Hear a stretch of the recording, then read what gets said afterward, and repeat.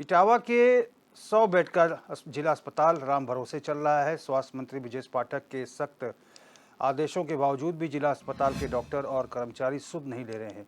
वहीं यहाँ doctor biometric लगाकर नदारद रहते हैं, जिससे मरीज को कठिनाइयों का सामना करना पड़ रहा है। मामले को लेकर सीएमएस अनिल कुमार से पूछा तो उन्होंने कहा कि उनके स्तर पर कार्रवाई की गई थी, पर ऊपर से कोई कार्रवाई नहीं हुई है।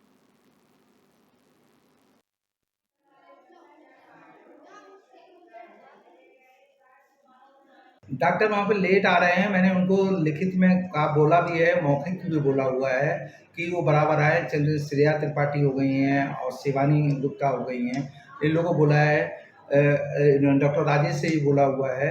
लेकिन ये है कि फिर भी इन लोगों की स्थिति ऐसी है कि इन लोग लगभग 9-10 बजे के आसपास आ रहे हैं, और जिसके लिए मैं उच्च अधिकारी को भी सूचित कर रहा हूँ, मतलब कर चुका हूँ मैं। और इसके अलावा ये है कि मैं फिर देखता हूँ, फिर मैं अपने स्तर से मीटिंग करके उनसे फिर वार्ता करता हूँ। कोशिश ये है कि सुबह गर्मी की स्थिति को देखते हुए मॉर्निंग में मरीज ज़्यादा होता है, सुबह के टाइम 8 बजे आके बैठें। 8 बजे आके बैठने के बाद सुचारू रूप से कार्य हो सके।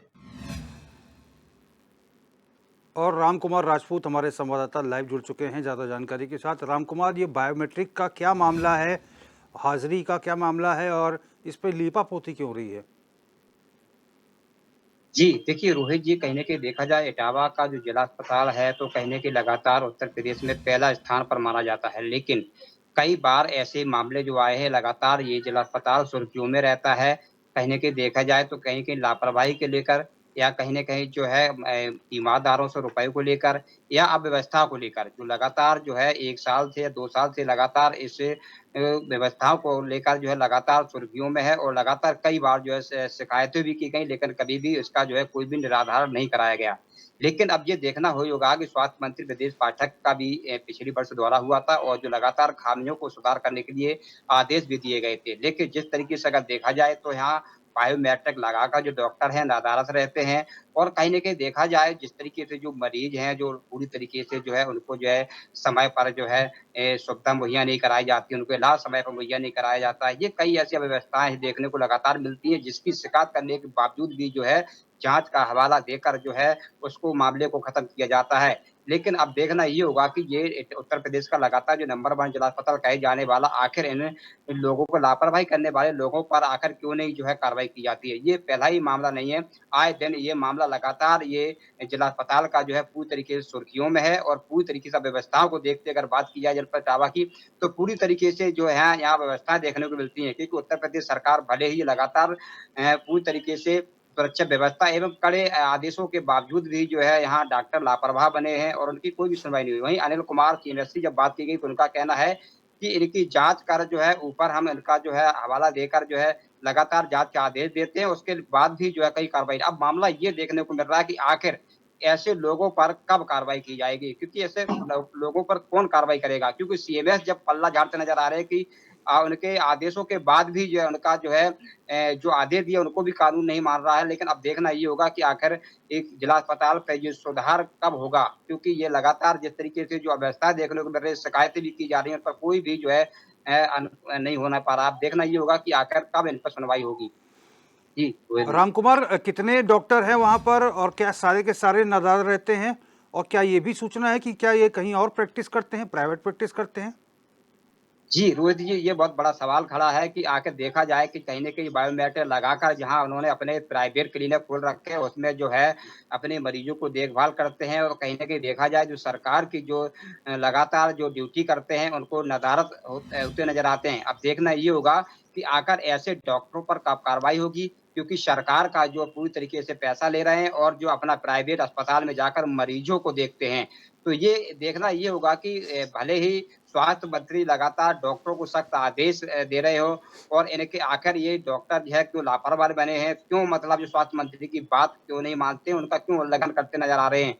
क्योंकि आखिर ऐसे डॉक्टरों पर कब कार्रवाई होगी, कार्रवाई नहीं होगी तो लगातार जिस तरीके से लोग जिला अस्पताल में इलाज कराने जाते हैं, तो उनको सही से इलाज नहीं करा पा रहे हैं और पूरी तरीके से अपनी जान जोखिम में डालकर जो है अपनी या तो मरीज जो है अपना या दम तोड़ देता है या फिर जो अपने घर वापसी प्राइवेट के लिए मुँह करता है। तो ये देखना ये बड़ी बात होगी क्योंकि जिस तरीके से जो प्राइवेट अस्पताल सरकारी डॉक्टर खोले हैं, तो इन पर लगाम लगाई जाए और लगातार जिस तरीके से व्यवस्थाएँ जो 100 अस्पताल में हैं, उनको पूरी तरीके से व्यवस्था देखी जाए और जो लापरवाही करने वाले डॉक्टरों पर कार्रवाई की जाए। अब देखना ये होगा कि जिस तरीके से ये पहला ही मामला नहीं है, इस तरीके के कई ऐसे जनपद इटावा में 100 में मामले आए दिन देखने को मिलते हैं। कहीं न कहीं देखा जाए तो ऑपरेशन को लेकर जो लगातार जो है लोगों से जो रुपए लिए जाते हैं और अब व्यवस्थाएँ की अगर बात की जाए तो लोगों के साथ व्यवस्था भी करते हैं। तो ये कई बार जिस तरीके की शिकायतें भी की गई है, सीएमओ से भी शिकायत करी, सीएमएस से भी शिकायत करी गई है, उसके बावजूद भी जो है ब्रजेश पाठक स्वास्थ्य मंत्री से भी इसकी शिकायत पहुँची है, लेकिन उसके बावजूद भी जो है लगातार इस तरीके के लापरवाह डॉक्टरों पर कोई कार्रवाई नहीं होती है और लगातार जाँच का हवाला देकर जो है उनको टरका दिया जाता है। लेकिन एक बार फिर कहीं न कहीं लगातार वो सुर्खियों में है और पूरी तरीके से व्यवस्थाओं का हाल देखा जा रहा है और लगातार डॉक्टर अपनी मनमानी करने पे तुले हुए हैं क्योंकि जब तक इन पर कार्रवाई नहीं होगी, तो पूरी तरीके से जो अव्यवस्थाएँ फैली हैं और लगातार जिला अस्पताल में आने वाले लोगों को काफ़ी खामियों का सामना करना पड़ेगा। रामकुमार, क्या ये डॉक्टर अस्पताल आते हैं तो क्या बायोमेट्रिक हाजिरी लगा के चले जाते हैं? दूसरा सवाल ये है कि क्या ये मरीजों से ये कहते हैं कि एक काम करना, मेरे प्राइवेट क्लिनिक पे आ जाना, वहाँ तुमको देखेंगे? क्या इस प्रकार की भी खबरें आई हैं? जी, जी, रोहित जी, ये भी इस तरह की कई खबरें हैं क्योंकि लगातार देखा जाए कि जो डॉक्टर को जो है वहाँ पहुँचते हैं तो बायोमेट्रिक लगाकर जाते हैं, तो उनके वहाँ जो लगातार उनके जो लोग हैं वहाँ पर जो बैठे रहते हैं, उनको जो है हवाला देकर कहते हैं कि वहाँ फलाने डॉक्टर के पास जाइए, वहाँ अस्पताल खुला है, वहाँ अच्छा इलाज होगा।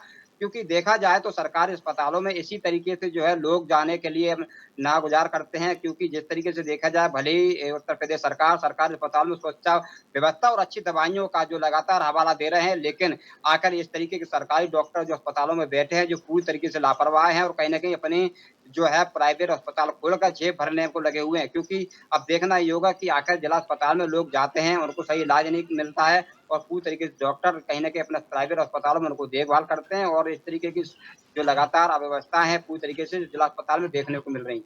रामकुमार, ये भी बड़ा सवाल है क्योंकि आपने कहा कि सीएमएस भी कुछ नहीं बोल रहे, सीएमओ भी कुछ नहीं कर पा रहे। तो क्या ये पूरा मकड़जाल है? क्या ये पूरा रैकेट समझ लिया जाए कि सब लोग मिलके रैकेट चला रहे हैं?